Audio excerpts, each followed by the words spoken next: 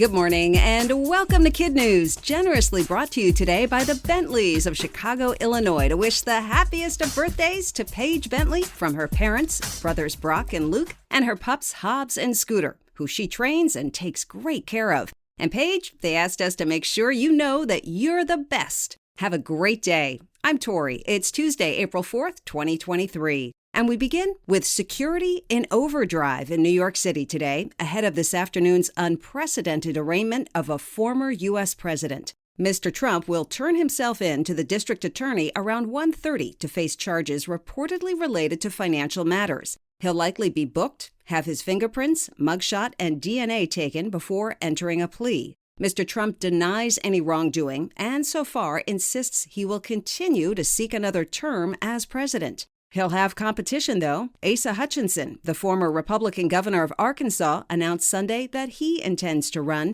and thinks Mr. Trump should drop out. March Madness is over, which kind of makes sense since it's now April, and the 2023 National Championship for the men belongs to UConn, which dominated San Diego State pretty much beginning to end. Final score, 76-59. On hand to watch the game and getting cheers to rival those of the players, the newly announced crew of the Artemis II mission. NASA and the Canadian Space Agency yesterday named Victor Glover, Reed Wiseman, Jeremy Hansen, and Christina Hammond-Koch as the 4 astronauts who will orbit the moon and go deeper into space than any humans ever have. The launch could happen as early as the end of next year. Today, Finland officially becomes the 31st member of NATO. The Nordic nation shares a long border with Russia and asked for the protections of NATO after the invasion of Ukraine. Sweden applied at the same time, but all member states must agree before welcoming a new nation, and Turkey is still holding up that request. We've mentioned all the storms hitting the U.S. in recent days, including the small town of North Fork, Mississippi, that was walloped by a tornado 10 days ago.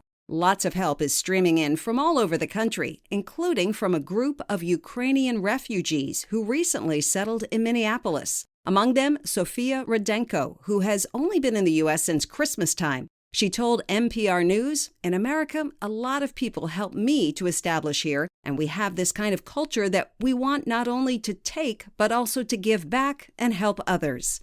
She was one of 7 Ukrainians who joined a caravan of volunteers making the 2,000-mile journey to North Fork last week. Their goal was to deliver fresh water on that first visit and then see what else they could do to help local residents in their hour of need.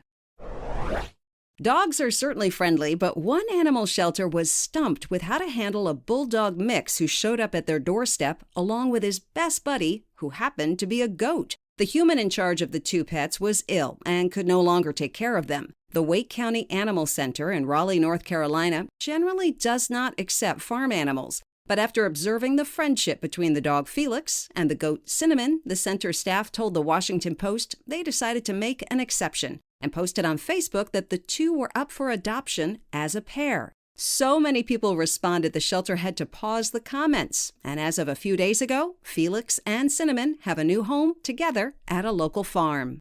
A 9-year-old girl from Canada now has 6 world records in hula-hooping. Mamathi Vinath spends hours spinning, hopping, and twirling after school every day to work on her strength and stamina. The 4th grader already had 3 records under her belt when she was invited to London in January by Guinness, the organization that keeps track of world records, and though nervous at first, promptly set 3 more. Among her new achievements, most hops in 1 minute while spinning a hula hoop on an ankle with 110. Mamathi kept the records a secret from her classmates until it became official. That's it for KidNuz. Now, the KidNuz quiz, generously sponsored today by the Leo family of Saratoga, California, to say happy 10th birthday to Caleb, who they hope pursues his passion and chases his dreams. Caleb, your mom, dad, and sister love and support you and always will. Now, the quiz. Who won the men's NCAA March Madness final?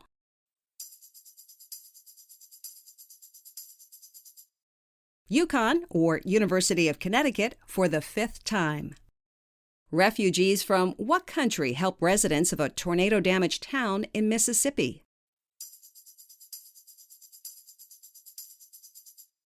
Ukraine. An animal shelter recently had what unusual pairing of animals show up?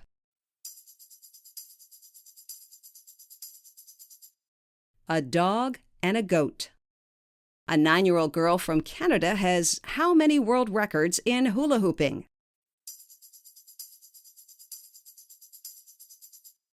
6.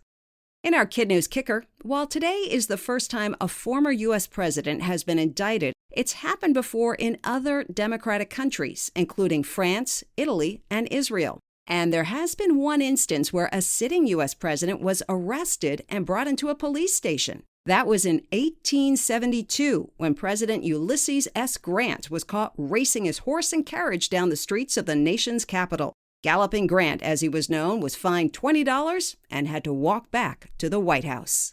Thanks again to the Bentleys of Chicago, Illinois for underwriting today's episode. Shout out to Paige for her birthday, and hello to her friends and teacher, Mrs. Facer at Sacred Heart.